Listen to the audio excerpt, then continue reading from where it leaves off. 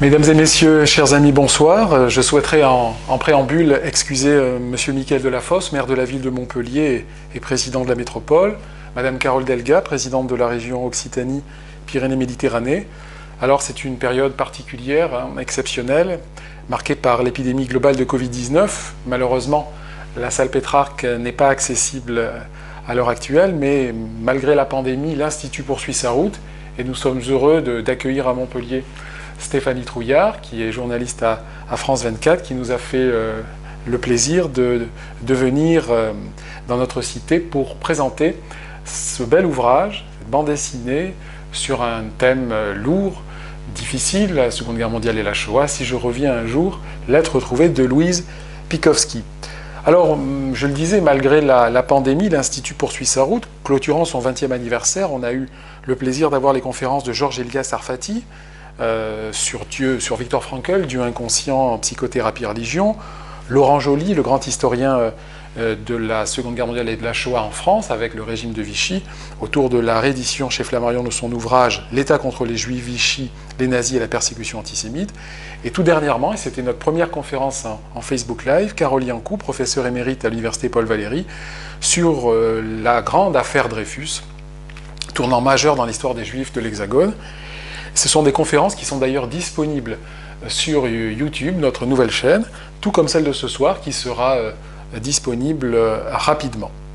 Alors, si je reviens un jour, les lettres retrouvées de Louise Pikowski, en 2010, lors d'un déménagement au sein du lycée Jean de La Fontaine, dans le 16e à Paris, des lettres et des photographies ont été trouvées dans une vieille armoire.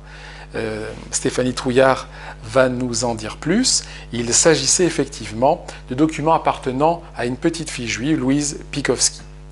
Stéphanie Trouillard est venue aujourd'hui à Montpellier, elle est originaire de Nantes, elle est journaliste pour la chaîne France 24 et depuis plusieurs années, elle s'est spécialisée dans l'histoire de la Première et de la Seconde Guerre mondiale.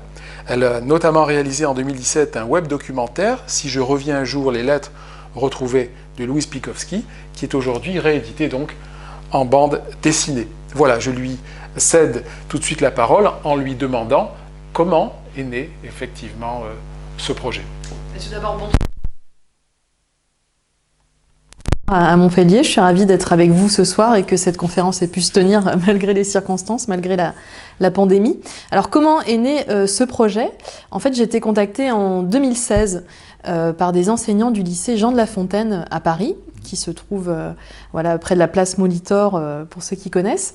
En fait, une enseignante qui s'appelle Christine Lerche et qui est professeure de mathématiques de ce lycée avait trouvé, comme vous venez d'expliquer, par hasard, dans une armoire du lycée, en faisant un rangement, en 2010, une enveloppe Kraft, donc ça l'a intriguée, et à l'intérieur, elle a découvert des lettres qui avaient été écrites pendant la Seconde Guerre mondiale. J'en ai quelques copies, donc ça se présente de cette façon, voilà, des lettres avec l'écriture d'une jeune fille. Et elle s'est rendue compte que ces lettres avaient été écrites par une jeune fille qui s'appelait Louise Pikowski et qui était élève pendant la Seconde Guerre mondiale au lycée Jean de La Fontaine.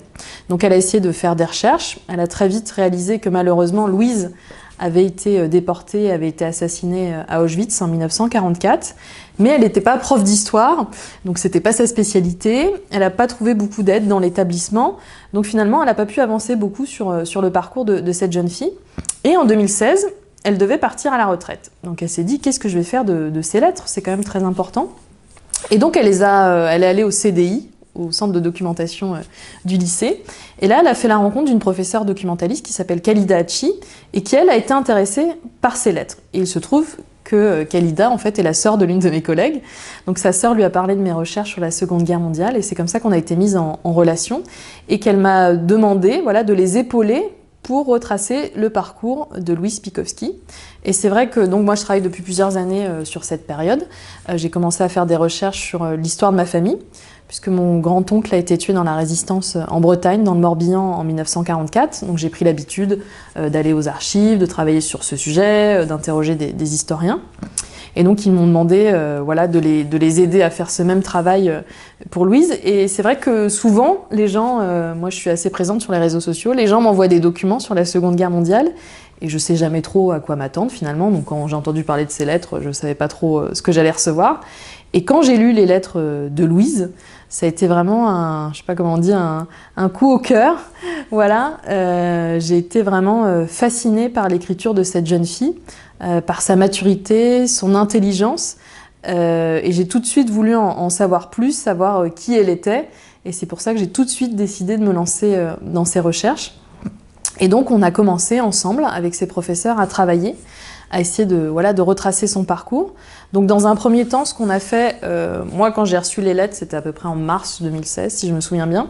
La première chose que je fais quand je démarre des recherches, c'est essayer de voir déjà s'il reste des membres de cette famille. Donc c'est ce que j'ai fait pour la famille Pikowski. Et donc j'ai essayé de voir s'il y avait des gens de sa famille qui avaient survécu. Et je me suis rendue sur le site de Yad Vashem, donc du mémorial de la Shoah à Jérusalem, qui est vraiment une source très importante quand on veut débuter des recherches sur la Shoah, parce qu'il y a quelque chose de formidable, ce sont les feuilles de témoignages. Donc des gens qui ont perdu un proche ou des gens de leur famille au cours de la Shoah peuvent laisser une fiche dans laquelle ils indiquent des renseignements, en fait ça se présente sous cette forme, des renseignements sur la personne concernée. Et donc j'ai tapé le nom de Louise Pikowski, et là j'ai vu apparaître cette fiche, donc avec marqué Louise Pikowski, où elle habitait, la date de sa déportation. Et ce qui est surtout très intéressant, c'est que la personne qui a rempli cette fiche peut donner ses informations personnelles à la fin. Et là j'ai vu que ça avait été rempli par Jacques Cohn, un cousin germain de Louise, et qui habitait Jérusalem à l'époque. Alors malheureusement, en tapant son nom, j'ai vu que ce monsieur était décédé depuis quelques années, mais grâce à la magie d'Internet et de Google, j'ai pu retrouver 2 de ses sœurs qui sont toujours en vie. Et très vite, en fait, un mois après avoir reçu ces lettres, on a été à Jérusalem en compagnie de la professeure documentaliste, rencontrer les 2 cousines germaines de Louise, qui elles-mêmes avaient échappé à la Shoah. Elles avaient été enfants cachés du côté du Chambon-sur-Lignon, donc une région en Haute-Loire de Juste, voilà, une région protestante qui a caché beaucoup de familles. Leur père a aussi été déporté, donc l'oncle de Louise, Samuel Cohn, mais elles ont réchappé à la Shoah. Et donc c'était un moment très émouvant, voilà, c'était assez étrange parce que voilà, j'ai appelé ces femmes qui habitent à Jérusalem pour leur dire 75 ans après, on a retrouvé des lettres de votre cousine, donc imaginez leur émotion. Pour elles, c'était vraiment un trésor qui sortait, il y en a une qui a employé ce terme, qui sortait des cendres de la Shoah. Et donc c'était un moment extrêmement fort. Et ce qui était intéressant aussi, c'est qu'elles nous ont permis aussi d'avoir d'autres informations sur la famille et d'autres documents, parce qu'elles avaient par exemple retrouvé, elles avaient dans leurs archives cette photo de la famille Pikowski. Donc Louise, donc, qui a écrit les lettres, mais il y avait aussi d'autres enfants. Ça, c'est sa grande sœur Annette, sa petite sœur Lucie et son petit frère Jean. Et ils ont aussi permis de nous donner d'autres informations sur les circonstances de l'arrestation de la famille. Donc c'est comme ça finalement qu'on a commencé ces recherches et que ça a été très vite, assez rapidement. Alors c'est un très très gros travail entrepris puisque vous avez été jusqu'à Jérusalem, jusqu'en Israël pour, comment dirais-je, approfondir le dossier, la question. Et je rappelle que l'Institut Yad Vashem de Jérusalem travaille sur pour la mémoire de la Seconde Guerre mondiale et de la Shoah. Il y a un gros travail de mémoire, d'histoire, de recueil de témoignages, d'archives, de collecte, et évidemment avec en point de mire la reconnaissance de ce que l'on appelle les Chassidei Umot HaOlam, les justes parmi les nations, ceux qui au péril de leur vie ont caché les Juifs, et il y en a eu effectivement plus de 13 000 de par le monde, et la France est d'ailleurs l'un des premiers pays au nombre des Chassidei Umot HaOlam, des justes parmi les nations. Alors c'est un parcours qui n'est pas sans rappeler celui d'Anne Frank ou de Eva Iman. Nous nous trouvons donc en France dans les années 40. C'est quelles années précisément Eva Iman est une petite juive française. Elle doit faire face aux lois vichistes, aux lois aryennes. Alors, Louise Pikowski, donc les lettres qui ont été retrouvées, en fait, datent de l'été 1942. Elles ont été écrites, en fait, c'est un échange que Louise a eu avec l'un de ses professeurs, qui s'appelait Anne-Marie Malingrec, qui était sa professeure de lettres et de latin grec. Et donc, durant l'été 1942, elles ont correspondu. Alors, ça peut paraître un peu étonnant, parce que moi, à 14 ans, donc c'était l'âge de Louise quand elle a écrit ces lettres, moi, j'avais pas de correspondance avec ma professeure, donc ça nous a aussi déjà un petit peu intrigués. Et donc, en faisant les recherches, on a aussi essayé de comprendre cette relation particulière que Louise entretenait avec sa professeure. Et on s'est rendu compte aussi, on a retrouvé aussi avec les lettres des livrets de prix. Donc les livrets, à l'époque, c'était, voilà, il y avait la distribution de prix. On a retrouvé ces livrets de prix du lycée Jean de La Fontaine. Et on a vu dans ces livrets de prix que Louise était vraiment la première de la classe, elle avait prix d'excellence, elle était quasiment la première dans toutes les matières. Donc sa professeure l'avait vraiment prise sous son aile, puisqu'elle sentait une grande intelligence chez cette jeune fille, de grandes capacités. Et je pense qu'elle avait de grands espoirs pour Louise, donc c'était un petit peu sa protégée.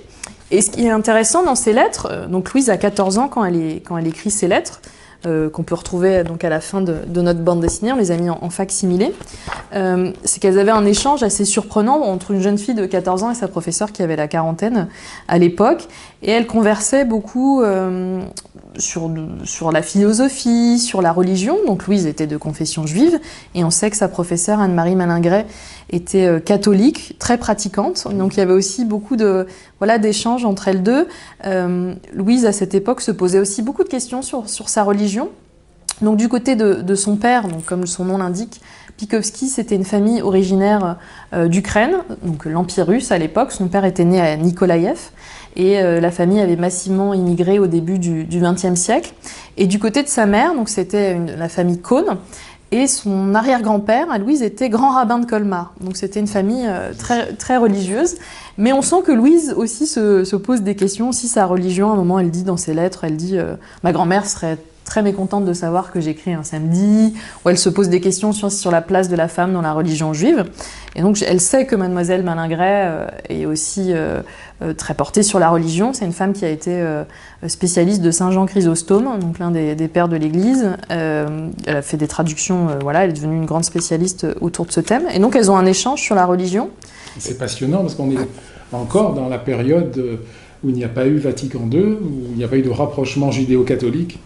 Et effectivement, ça a dû être assez émouvant de voir ces réflexions d'une jeune fille, une réflexion identitaire sur la religion. Elle a quel âge Elle a 14 ans. Elle a 14 ans, elle est jeune, hein, oui. Un peu comme Anne Frank.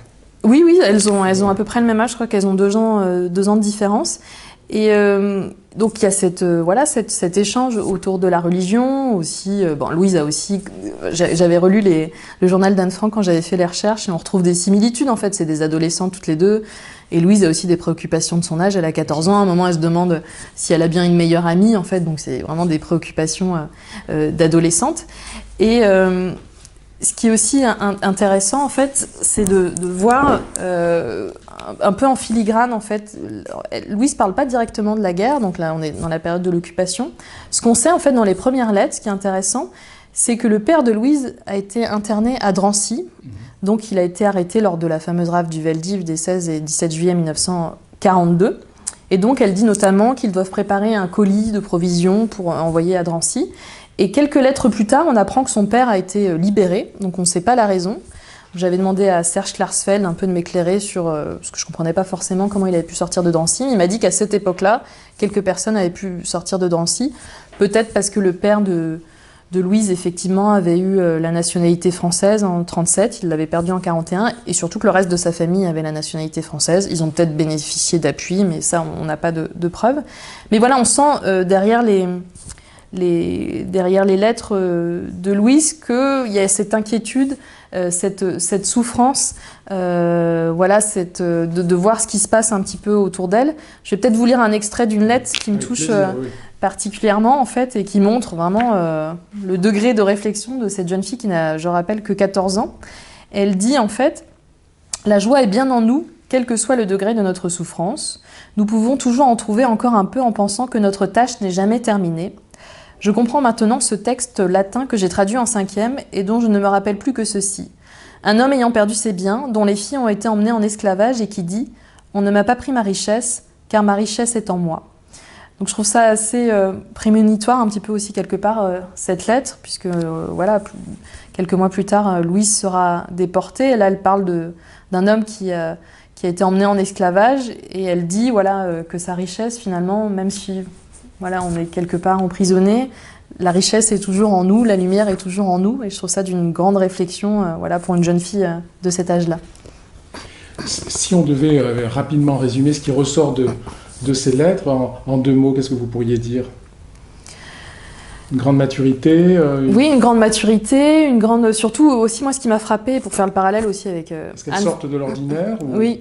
Bah, si on voit par exemple par rapport à Anne Frank, ce que je trouve dans les deux écrits, la situation est différente. Anne Frank était bien entendu cachée à Amsterdam, mais c'est aussi une très grande soif de connaissance. En fait, cette jeune fille, elle écrit des lettres à sa professeure pendant l'été. Elle dit, elle a qu'une hâte, c'est de retourner à l'école et d'apprendre. Elle demande déjà à sa professeure quel va être le programme à la rentrée.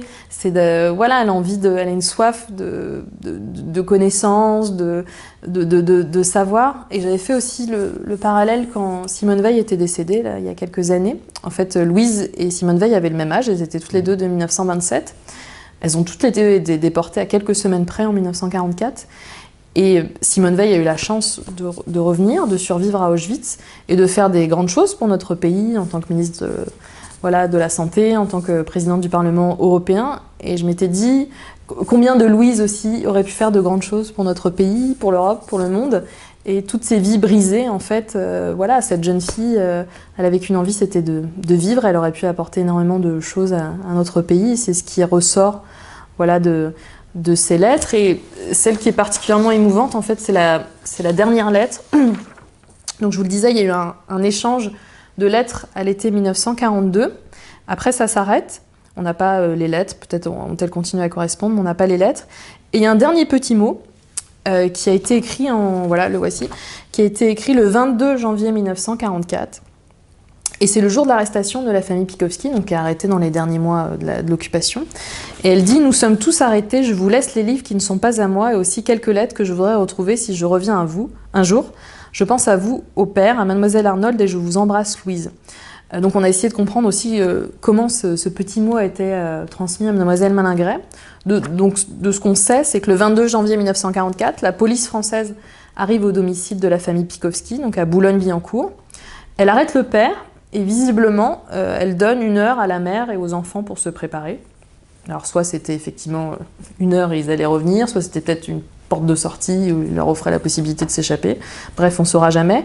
Mais ce qui est fou, c'est que dans ce laps de temps, Louise décide d'aller déposer ce petit mot et ses livres, dont une Bible et quelques lettres, à sa professeure, qu'elle ne voit pas, elle les confie à sa concierge.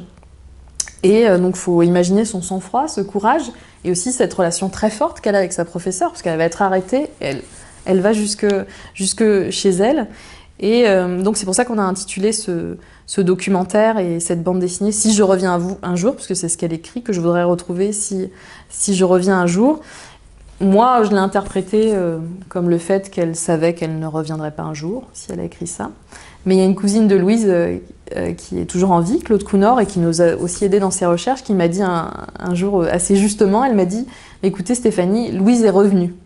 Finalement, 75 ans après, j'ose me dire que finalement les nazis n'ont pas réussi à terminer leur besogne, puisqu'ils ont assassiné Louise physiquement. Mais voilà, grâce à ses écrits, elle a pu revenir aujourd'hui.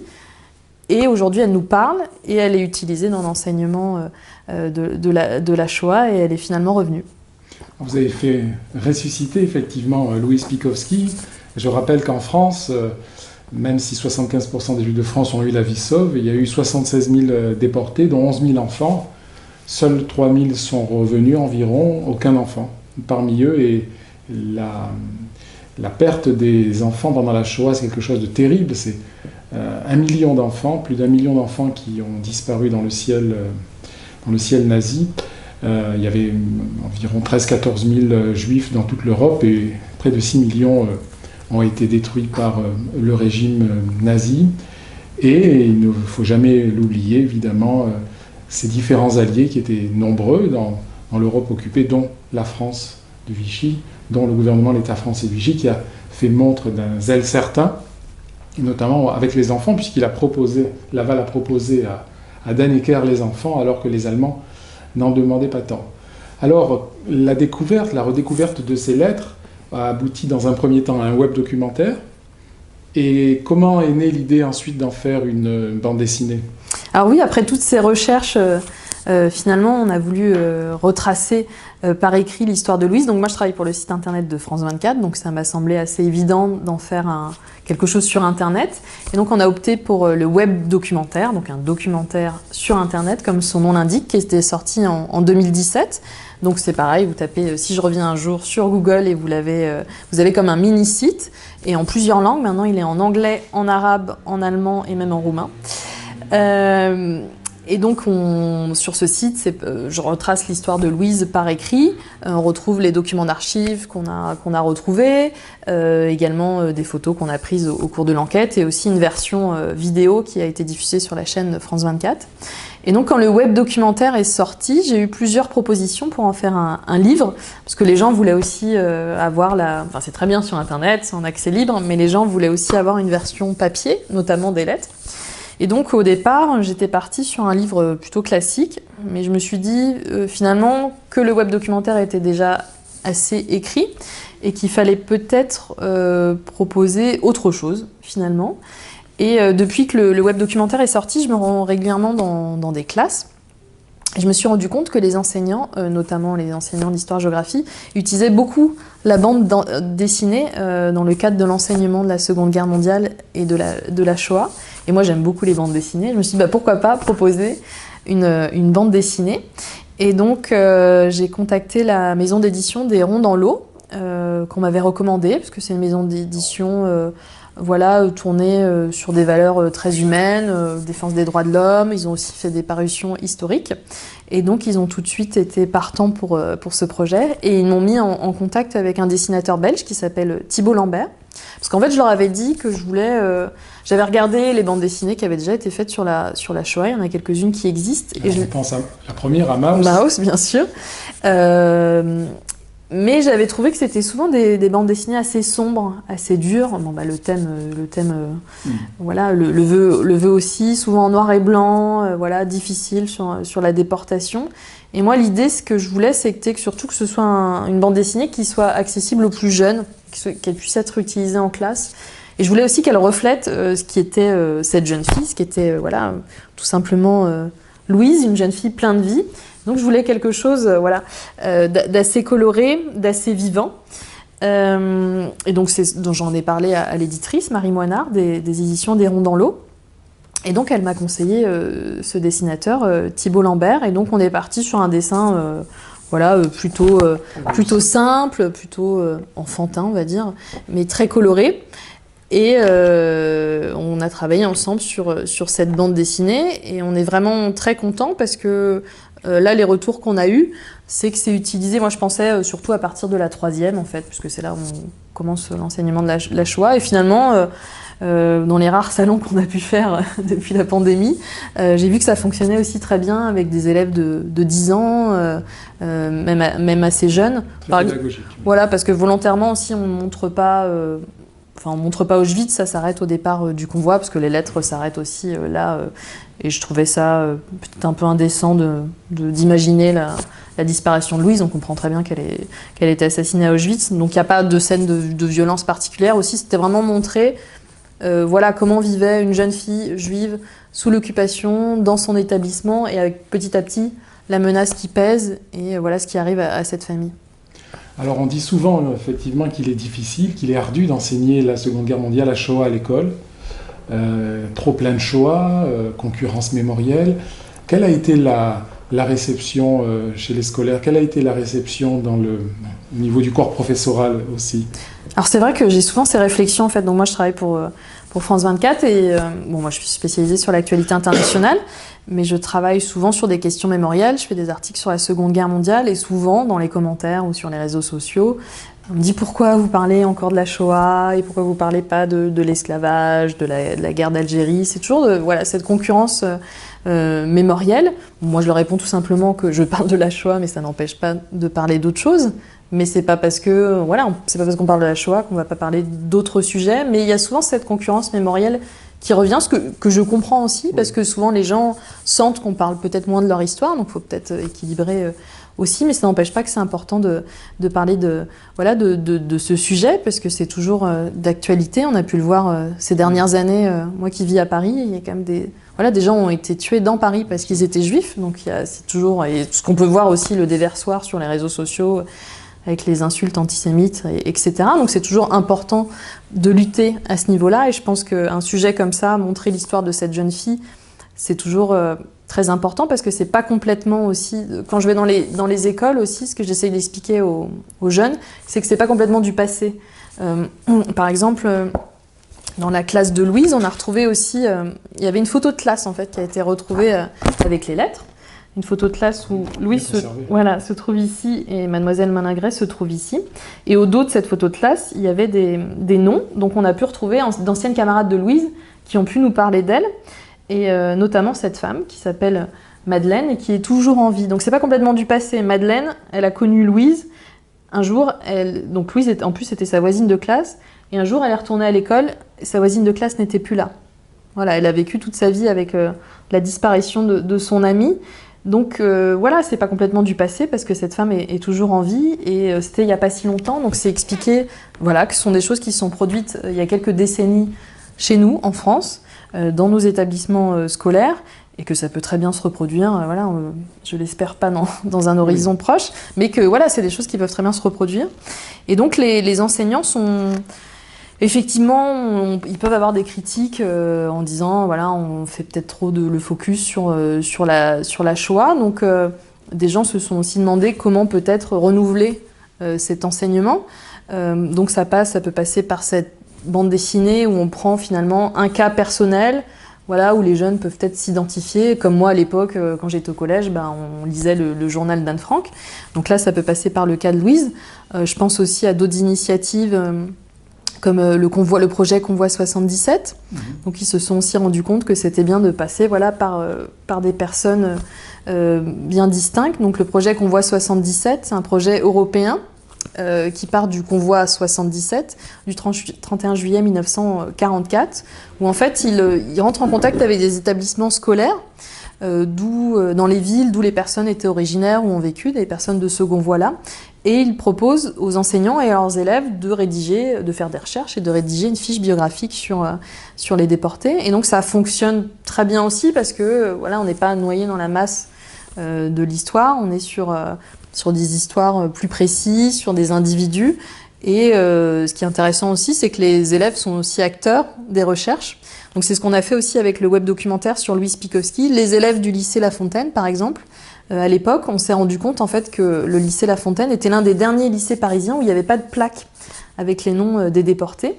Donc on s'est dit, effectivement, on a retrouvé l'histoire de Louise, c'est très bien, mais est-ce que c'est pas l'occasion aussi de retrouver les noms des autres élèves déportés du lycée La Fontaine? Donc là, on a travaillé avec les élèves du lycée pour qu'ils nous aident à faire des listes des élèves de l'époque et à voir s'il y avait d'autres élèves déportés. Et on en a retrouvé effectivement 5 autres élèves. Et donc il y a une plaque qui a été inaugurée. Donc ouais, il y a plein de moyens d'inclure les élèves dans les recherches et de les sensibiliser à cette histoire. Et la bande dessinée finalement est un médium voilà, qui plaît et qui permet voilà, d'avoir aux enseignants un outil pédagogique. C'est pour ça qu'à la fin aussi de la bande dessinée, on a fait tout un dossier pédagogique. Donc on retrouve les lettres de Louise, bien entendu, qui sont aujourd'hui physiquement au mémorial de la Shoah, qui nous a donné l'autorisation de les reproduire.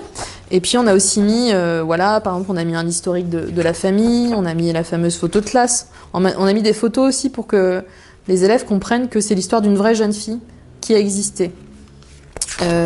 Et on a mis aussi l'itinéraire de la famille et quelques mots-clés. Donc voilà, ça peut être utilisé en classe et après ils peuvent retrouver le web documentaire et aller plus loin. Et peut-être que ça peut les inspirer à travailler sur des personnes de leur ville qui ont malheureusement été déportées aussi. Est-ce que vous intervenez pour présenter cet ouvrage dans les établissements ? Oui, assez régulièrement. Donc ça s'est un peu ralenti au cours des derniers mois à cause de la pandémie. Mais bon, là, j'arrive encore à aller dans des établissements scolaires, parce que les élèves vont en classe. Et je me suis même rendue à l'étranger, j'étais en Grèce, j'étais en Ukraine, j'étais en Allemagne. Donc oui, à l'heure actuelle, c'est vrai que les enseignants aussi ont besoin d'autres ressources, parce que malheureusement, pendant des années, ils ont compté sur le témoignage des anciens déportés. Et ces personnes-là disparaissent aujourd'hui. On est face à un défi aujourd'hui.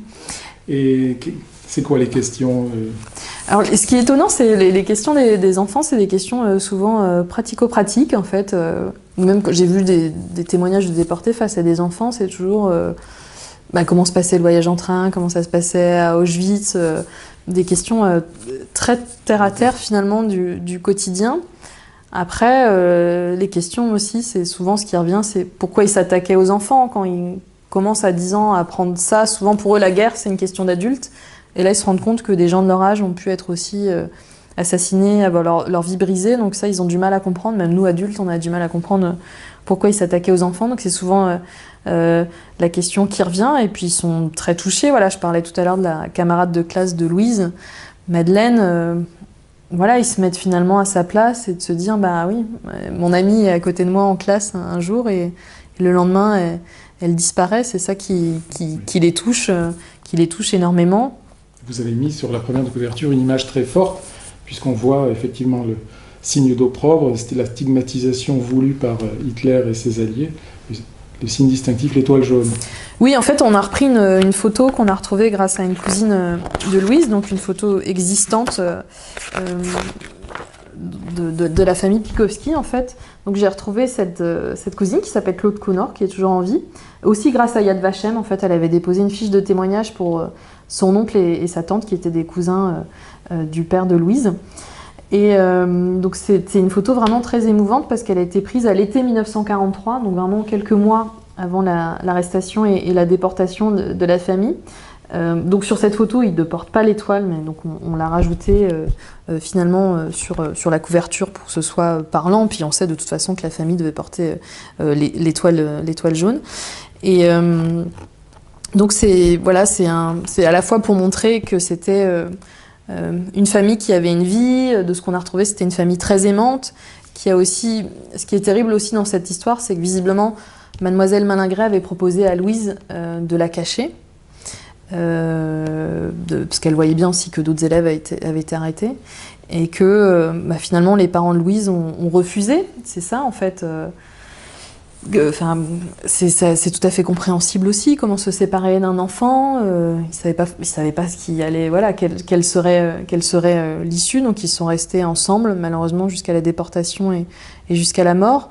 Mais voilà, surtout montrer que c'était des gens qui avaient une vie. C'est pas seulement des gens qui ont été assassinés, mais c'est des gens qui avaient une vie. Et on peut le voir sur ces photos, ils sont tous ensemble, voilà, quelques mois avant leur arrestation. Oui, c'est l'histoire de la France et l'histoire de l'Europe. Longtemps, l'histoire de la Shoah n'a pas été minimisée, mais tout le monde avait souffert. Et depuis les années 70-80, il y a véritablement un travail remarquable de mémoire et d'histoire qui s'est effectué dans l'Hexagone, puisque la France a été coupable et victime avec le régime de l'État français de Vichy. Quel est votre sentiment aujourd'hui face à la résurgence de l'antisémitisme, retour de la haine?